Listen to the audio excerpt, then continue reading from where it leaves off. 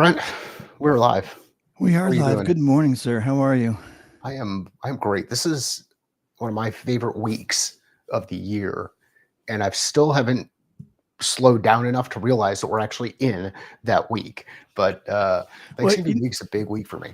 you've been traveling, and why don't you fill us in a little bit on your away time last week? Because you had a different background every morning, and I'm sure people are like, "What?"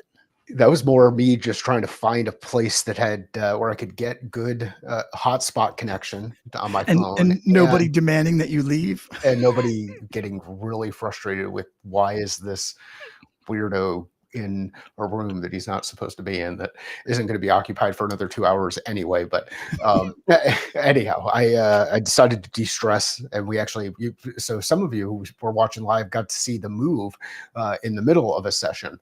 But yeah, we were in Dallas. Andrew's team, University of Hawaii, was at a mid-season meet in at SMU, and it was pretty cool. Andrew actually had four personal best times, so he had a really good meet, which is good to see. And one of his roommates actually has the fastest time in history at Hawaii in the 100-meter free. Andrew has a top 10 fastest time in the program history in 100 back now. So some exciting stuff. Awesome. You gotta love that. But yeah, that was the end of 12. In 12 weeks, I was in 10 different places um, over a 12-week period. And that was a lot. That was a lot of travel. And now I'm ready Well, no to. wonder you like this week because all the travel's over.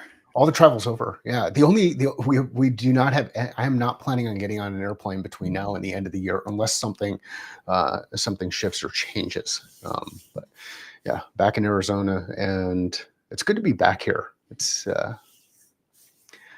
cool to come back to a place that looks kind of like Brent's background. Now, I don't live in that part of Arizona, but it is nice to come back to the sun, even though it rained I was just gonna say you most of the came back weekend. to one of my favorite times in Arizona is the day after a lot of rain. There is just nothing better than the smell of the desert after rain.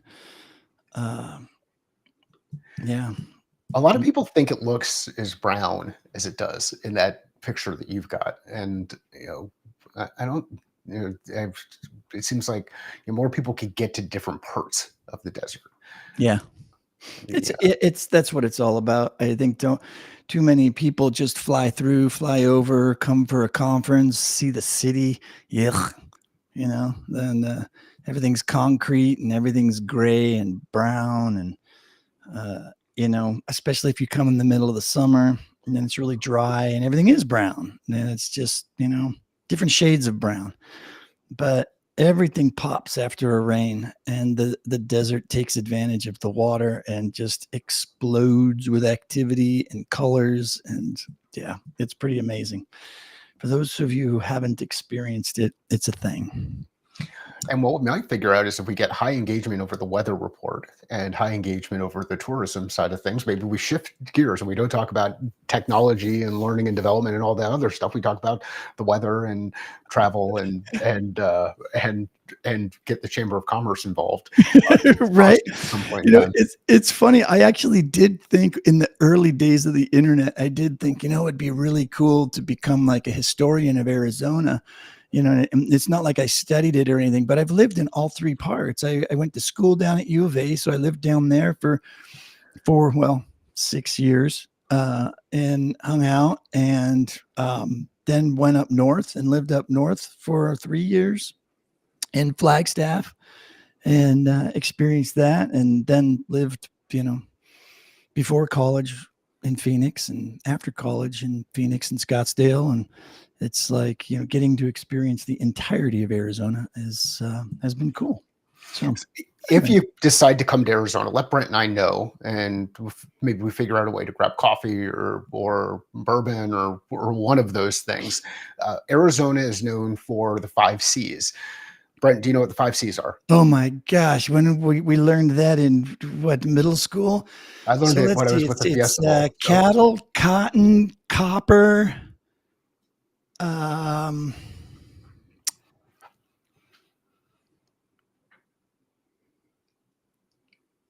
I can't think. climate Climate. and citrus. Citrus. Yes, I should know Climate better. and Yeah, citrus. So and our there's first couple of houses were in flood, had flood irrigation, because they used to be citrus orchards, and when they decided to build homes, they didn't take out the plumbing for the citrus orchards. They just left it and said, "Hey, you residents want to flood your yards? Okay." one of our friends, and I think you've met her before, Cindy. Cindy live has a piece of land out here in Gilbert that where she um, has built kind of a barnyard house. Anyhow, she has a front pasture and a back pasture in this area, and Okay. that is how she irrigates. Is you get the time, and at the time Yep. you open things up and water goes, and if you're not there on time, it creates problems inside the system. If you don't shut off on time, it creates problems inside the system. So as much as everybody gets caught up in a lot of the technology, there are still some places in some areas where you got Oh to yeah. crank things and turn things on and turn things off, and It's so old school. It it's is well, just like it was 70 years ago when they built the dang thing. and So, yeah. it's pretty awesome that it still works, Yeah. right? Like Yeah. It is. I think the only thing that's cool that they've upgraded, you used to have to go to a board. There was a board on a post. okay. You'd have to sign up and say, yeah, I want, whether or not you wanted it. And if you didn't sign up in time, you didn't get water. And so you sign up and then you go back a couple days later and look at the board, and then it tells you what time your thing is. That scheduling part of it, they have put online, or they send via email or something. I can't remember. It's been a few years now. But anyhow, sorry. Hi, everybody. It's Monday morning. We're just loosening up the gears and getting the brains rolling. Let's check out today's news, shall we? Check it out. And then, Iqbal, thank you for throwing a comment in there. If you could, in the background, let me know how to pronounce your first name, because I may have butchered it the first couple of times that you've been on here. So, Iqbal, thanks for being here. Craig, thank you for being here as well. Good to good to see you. Yeah. No, So, no, Brent, are you tea in the morning or coffee in the morning? oh, Because you're coffee. Are you kidding me? Phew. I've tried the tea thing and it just does not hit the way coffee does. it does not. I am No. and I am the same. I'm coffee, but here's the thing I'm doing at night. If anybody's looking for a nighttime routine that will help with deep sleep, and I am not a doctor, but this is working for me. So N of one, I have been using like um, the one that I'm doing right now has a little bit of echinacea in it, just because I'm kind of dealing with some stuff with the travel. But like a tea with some calming mushrooms and honey before I go to bed, along with a zinc, magnesium blend. And I am telling you, it is my. I have been able to get to 50 minutes of deep sleep, which is about double what I've historically gotten. So there you go. There's your health report. So we've hit the weather, we've hit the travel, and we have hit health this morning. Brent, Now, what do we got in the quick L and question D on your news? health. Is it decaf? It's got to be decaf tea, right? Because apparently tea has caffeine too, right? So if you're going to try to go to sleep, how do you do that?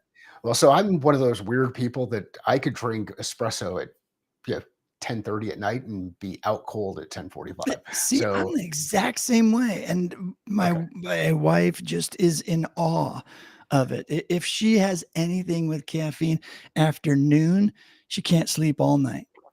So it's like all caffeine has to stop well before lunchtime. This is why you should not take advice from people. You're going out there and actually test things. So I guess you should take initial advice, go out, test it, see what happens with you, and your results may be a little bit different than others. There are people that will swear by certain things that will not work for you, and you will swear by certain things that will not work for others. Iqbal, thank you for confirming. Uh, all right, Brent, what do we got news wise for L&D? Well, let's check out the categories today. I feel like we're on Jeopardy. AI dominates corporate learning and skill development. There's a shocker. Focus on business impact and ROI. That is interesting. U.S. education and workforce development overhaul. I think that hit on Friday as well. Key trends to note for your L&D strategy. Oh, this is a new section. Has Gemini dropped this section in before? I think only because I remember seeing the soft skills and the learning, the micro learning piece base, but maybe not. Yeah. Well, I mean, this is all pretty standard stuff for AI, and I think maybe as we begin to look forward. So one thing that I did not do last week that I wanted to do was do a summary of all of the videos and use AI to do it. So all of our conversations, and just get AI to put together a quick summary of everything that we talked about. And while I didn't post it, it was an amazing opportunity for me to check out Notebook LM. I know people have been talking about it since its build, and I can remember the very first time I jumped into it. Everybody seemed to be using it to build the fake podcasts with two voices. So like putting in some text and saying, "Hey, create a podcast with two people talking about this topic," and you'd get a very conversational podcast between two people talking about that particular topic, and that was super cool. But I didn't have any need for that at the time, and I couldn't think of any other ways to use it.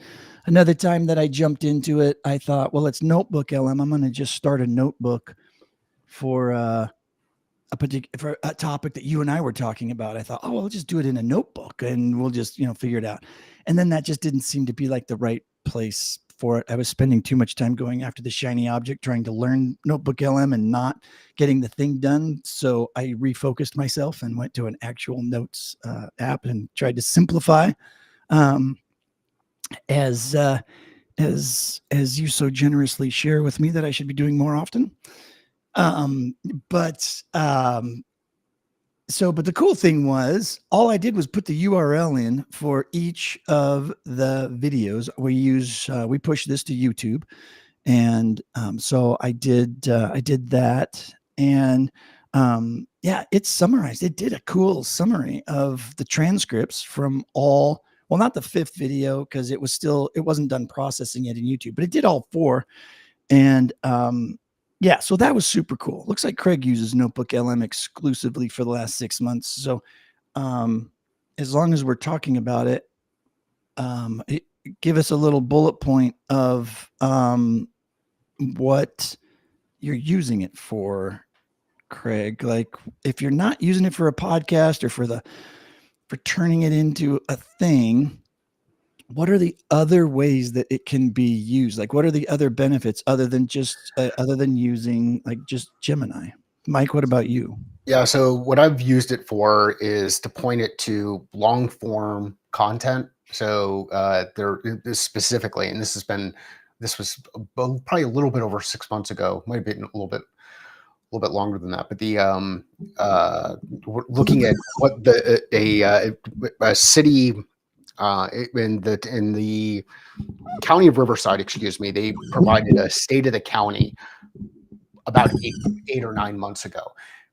I pushed the state of the county YouTube recording that was an hour and a half into Notebook LM, and then was able to get a summary, back and forth summary of what was discussed in that state of the county in a much shorter period. And what was really cool about it, or what's really cool about it when you use the tool, is it will prompt you to ask certain questions if you don't have those specific questions, and you can add in different questions in there to help draw more attention to specific items.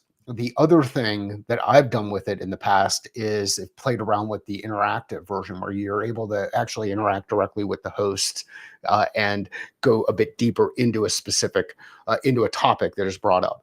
It's pretty cool tech, uh, and I think the use case of being able to look at the 5 episodes that we did last week is really powerful. What stood out at you? Well, like, what did Notebook LM highlight for you last week that's a little bit different um, than than you might have thought? Any So, surprises? well, instead of me just trying to remember, let's look at it. Yeah. Let's go to the playbook board. Let's go to the Notebook LM and take a look. So here, common theme. This was, let's see. Well, first of all, what did I ask it? I guess might be a good place to start. It calls it the daily grind, and I'm not too sure what did. I wonder if that came out of us commenting in the very first episode, or yeah, it kind of invented the title. So there's 4 sources. It didn't end up doing the 5th one. I'll go ahead and add that. But one thing that I did do was I did the mind map, and I thought that was super cool. I hadn't discovered that it does a mind map. So for an easier way that you can scroll through all that content and all that summary and the breakdown, or we could just go through the mind map, right? So show logistics and philosophy. I guess we talked a little bit about that. So we talked about the schedule, the approach, the mission, the value, key themes, and discussions. So we talked about community, which is something we will continue to talk about. By the way, it's an important topic. DevLearn trip came up a lot. AI tool categorization. We just talked about AI a lot. Current L&D trends. The Gemini search is the news search. Whoa, I don't know what I clicked.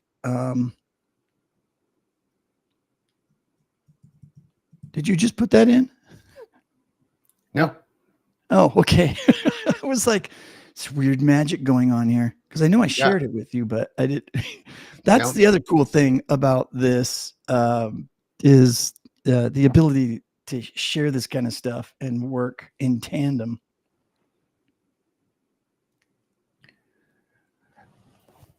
So we've got a couple of comments from Craig, if we want to go to those, around what he's been using it for. Oh yeah, good, because I did ask him. Let me share these up All there. right. Multiple documents that have updating information for responding to Oh yeah, cool. Yeah, this kind of thing, AI would be great for RFPs, wouldn't it? Yeah, I mean, and if you think about, so, I mean, it's nuanced, right? Like, you go in and for that first high level overview around where to pay attention and what to look for, sure. Are there, I guess the question I would have as I'm going through it, probably primarily because I've not done it yet, and Craig, would be interesting to see if you can drop a comment in here too on this, but like, does it, what has it missed? Like, when you think about the use, how you've used it over the course of the past couple of months, are there instances where you've seen it miss pieces? You're such a negative Nelly, Mike. Always It's not always negative. It's going just right to more. the negative. It's the reality. Like, it's the reality of let's see. Currently, um, 15 documents he's pulling from. Okay, so, like, and think about that. So yeah, as a human going through 15 documents, imagine how much stuff you might miss. Okay, and then think about the different pieces in here. So I have not tested it using that many documents, but I'm going to do something. I think I'm going to do something a little bit. I have a test that I want to run through. I'm going to see if I can point it to our website, the different entities, and then start to and see if there's some background back and forth information that can come up there that I might be missing. Well, Um, here's, I mean, here's it. If you haven't yeah, done an RFP, used AI to do, um, with the RFP, I think it'd be interesting. I mean, there's obviously two sides of the RFP coin. yep, There's creating an RFP for your company if you're the one looking to, um, engage with a vendor, right? You want to write out this thing, and they're basically, it's a list of your requirements, right? A request for proposal. It's like you've got a project, you've got a business problem you're trying to solve, or you just want a proposal for a new product or something like that. You want to replace your current LMS with a new LMS. So you create an RFP with all of your functional desires. Then there's the people on the other side that are the vendors, that they get these RFPs, and sometimes they can be dozens of pages long, basically spreadsheets with question after question after question of the feature sets that the customers want. And it can take forever to go through the process. And then what you end up realizing is, that they already knew what vendor they wanted, and now you've spent all your time. I'm shifting from the practical AI to the, hey, if you've done this for a while, this is kind of what goes down, the business side of it, the business acumen of what we do. Somebody got asked, hey, you know get 3 bids. So they send out an RFP, but they already know which one they want. So all 3 companies spend a whole bunch of time thinking, "Oh boy, here's a hot prospect. They've put us on the short list," and we spend days and days and days and days and days and days, and maybe even pay consultants to help us, fill this thing out the way that company wants it filled out. And then you send it in, and then you get the rejection letter. It's like applying for a job, and they've gone with somebody else, or maybe you even get called up to give a presentation, and all 3 of you, and then they end up going with somebody else anyways. So, it's it's a dog eat dog world out there, and we're all wearing milk bone underwear. so I'm going to pull up Craig's quote primarily because I love the use of the word supposed to do, um, or this phrase supposed to do. And um, I think this is one of the coolest parts about operating in the current environment that we're operating in, is we get to really push the limits around what things are designed to do to help, to see what can be created outside of there. When it comes to, um, uh, leveraging the technology and getting super creative around how you use the technology, be comfortable pushing limits, but at the same time realize that sometimes things are not designed to fit the specific use case that you're looking for. One of the things that's kind of neat about it, and the only really the area that I've used is not about reviewing documents. It's been more about reviewing podcast recordings. I need to start looking at it in the documentation piece. And maybe one of the things that I need to look at is, instead of pointing it to the specific website, it's pulling copy from the website, dropping it into a document, and then having it go through and reviewed on that end. Yeah, Um, I will. I think, to Craig's point, I mean, AI can process so much of this so fast, and you can ask questions of it, and you can discern very quickly, what's going on. And now AI can just do the things that you learn after having a lot of experience doing RFPs. AI already has that experience, and it can help you if you ask the right questions. yep. So as we draw closer to the end of our 30 minutes, um, yeah, asking the right questions is always critical, but it's the most important part of utilizing AI if you want to get the most out of it. I'm going to keep throwing Craig's chat stuff up here because I just like the interaction here on the It's chat. good. It's Um, good. And it's it's, really yeah, good stuff. And as we are highlighting, we're learning the use and application of these tools together, learning and working out loud as we go through it. Um, Speaking about RFP uh, scenarios, what's the worst RFP scenario that you've ever gone through, Brent? oh, probably writing one. I mean, do you mean on the other side of it, having to, Either side. Yeah. you know, I mean, gathering all of the, being told, because there was a legacy of creating the long list and all that kind of stuff. And it's like, we kind of know what we want. Why do we dork around with making the list and going through the whole thing? It's like, we know what we need. We know what we want at the time. There weren't that many vendors out there. So, why don't we just cut to the chase and just dial this thing in, get it done? And if, you know, and get to work. But it was just so much. It just, so much process and so much bureaucracy involved that just made it so incredibly painful. And then, of course, at the end, it's like, nah, we don't have the budget, so we're not going to buy one anyways this year. We'll do it again next year. It's like, what? I keep throwing Craig's stuff in here. Craig, when we get into our back and forth, it's never about any of the. I think did you say argumentative in there at some point in time? It's the it's learning together as we go through and different and working through those use cases. So keep the comments coming. I Yes, keep for putting those sure. up there as we're going through. So I'm going to share a brief RFP story because we all know the game that's played. And Brent has Well, talked no, we about a bit don't. of the We game. don't all know the game, and I think We that's don't? what we need to share with folks Okay. what the game So is.